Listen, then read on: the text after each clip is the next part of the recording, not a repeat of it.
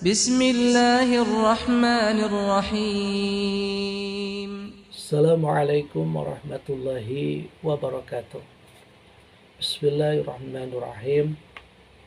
Bismillahi walhamdulillah. Wassalatu wassalamu ala rasulillah wa ala alihi wa ashabihi wa mawalah. Amma ba'du. Ya ayuhal muslimun ittaqullah wa tuqatihi wa la tamutunna illa wa antum muslimun. Sahabat, jumpa lagi kita dalam kajian Jumat. Pada hari ini kita akan mengurai materi tentang makna keikhlasan yang sesungguhnya. Baik, ma'asyiral muslimin, sahabat as-sabidin yang dirahmati Allah Subhanahu wa taala. Apa sih makna daripada ikhlas? Pertama, kita ketahui terlebih dahulu asal kata ikhlas itu berasal dari kata khalis. Khalis artinya murni, bersih. Nah, bersihnya sesuatu yang didahului oleh sesuatu yang kotor, sesuai dengan substansinya, sesuai dengan zatnya. Satu contoh, gelas diisi oleh air yang murni, tidak tercampur dengan apapun, maka dalam bahasa agama ini disebut dengan sofi, artinya suci. Tapi kalau sudah tercampur dia, maka sudah tidak suci lagi. Maka untuk menjadikannya suci apa yang tercampur, maka saya harus mengeluarkan kotoran yang ada di dalam air gelas tersebut. Jika dia sudah dikeluarkan, masih ada sisa yang ada di dalam air yang ada di dalam gelas tersebut, maka mengeluarkan kotoran-kotoran yang ada di dalam air tersebut, itulah yang dinamakan ikhlas. Ma'asyiral muslimin yang dirahmati Allah Subhanahu wa taala, ada ikhlas itu bersih. Nah, maka ketika dia tidak ikhlas, maka ada sesuatu yang tidak sesuai dengan kehendak Tuhan. Contoh, semisal kita sholat. Ketika kita sholat, ada telepon, maka ketika kita ditelepon, kita mau buru-buru, kita mau baca suratul Al-Ikhlas, tetapi kita berpikir, nanti kalau saya baca suratul Al-Ikhlas, nanti dianggap saya bacaannya cuman pakai yang sedikit-sedikit. Maka itu merupakan ketidakikhlasan. Maka di dalam salat ada yang namanya ria, ada yang namanya sum'ah. Ria ingin dipandang orang, sum'ah ingin didengar orang. Ikhlas itu sesuatu yang sulit memang. Kenapa demikian? Karena ikhlas itu bisa terjadi sebelum, sesaat, atau sesudah amal. Satu contoh, kita mengeluarkan harta kita bersedekah, kita niat ikhlas. Nah, kemudian ada orang yang berkata, hebat kamu ya, berani bersedekah, akhlaknya bagus. Timbul rasa kebanggaan di dalam hati. Ini merupakan sesuatu yang menghilangkan keikhlasan kita atas amal kita. Ikhlas itu bisa terjadi pada saat sebelum, pada saat itu, dan pada saat sesudah amal. Karena itu ada ungkapan, semua manusia itu binasa kecuali yang beramal.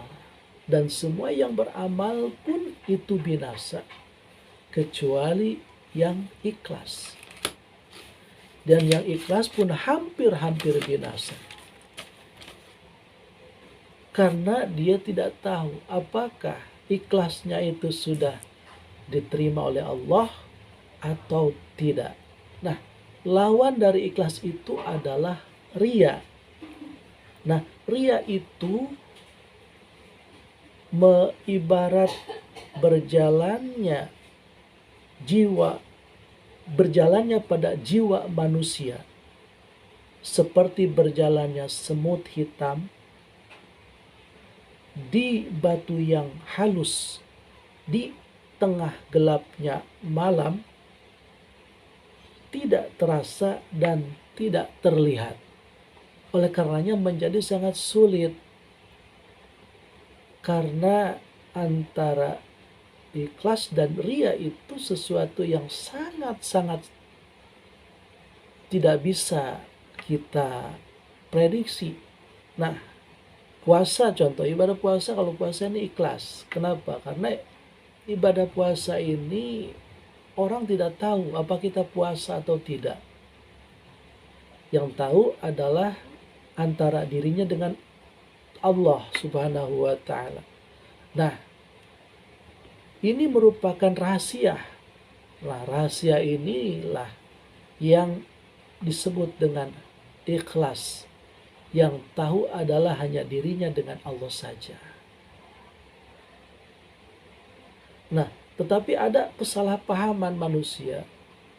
Nah, kalau begitu sholat kita meminta sesuatu, minta surga misalnya, berarti itu tidak ikhlas. Tidak. Kita sholat, kita mengharapkan surga dari Allah karena memang diperintah oleh Allah untuk mencari surga. Jadi tidak ada masalah dengan itu. Malah itu diperintah oleh Allah Subhanahu wa Ta'ala. Satu contoh, kita memberikan kado kepada seseorang, kita tulis nama dalam kado tersebut. Apakah itu tidak ikhlas? Bisa itu ikhlas. Kenapa ditulis nama di sana? Agar terjalin sebuah ikatan, sebuah tali persaudaraan yang baik.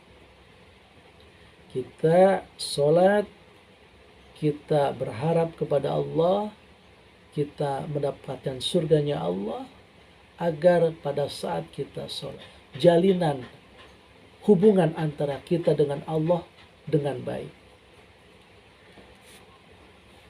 Nah, sahabat rahimakumullah, as-sabirin channel yang dirahmati Allah Subhanahu wa Ta'ala. Oleh karena itu di dalam Al-Quran Allah Subhanahu wa Ta'ala berfirman, "In tubdu sadaqati fa ni'ma hiya wa in tuhfuha wa tu'tuhal fuqara fa huwa khairul lakum." Jika kamu menampakkan sedekahmu, menampakkan amalmu, maka itu baik atas amal yang dia keluarkan. Dan jika kamu menyembunyikannya pemberianmu kepada fakir miskin, maka itu juga baik bagi kamu. Jadi kita beramal, kita tampakkan, dilihat orang, tidak apa-apa, itu baik. Ya, dengan niat kita supaya orang lain mengikuti kita, supaya memberikan contoh yang baik kepada orang lain. Niat kita ikhlas semata-mata karena Allah. Ditampakkan itu baik. Nah, disembunyikan pun itu baik. Agar menghindari niat-niat yang tidak sesuai dengan kehendak Allah Subhanahu wa taala. Nah, jadi kita beramal baik ditampakkan ataupun kita rahasiakan itu semua baik sepanjang niatnya adalah kita ikhlas hanya kepada Allah Subhanahu wa taala. Semoga kajian Jumat ini bermanfaat bagi kita semua. Terima kasih. Mohon maaf atas kehilafannya. Wallahu muwaffiq ila aqwamit thoriq. Wassalamualaikum warahmatullahi wabarakatuh.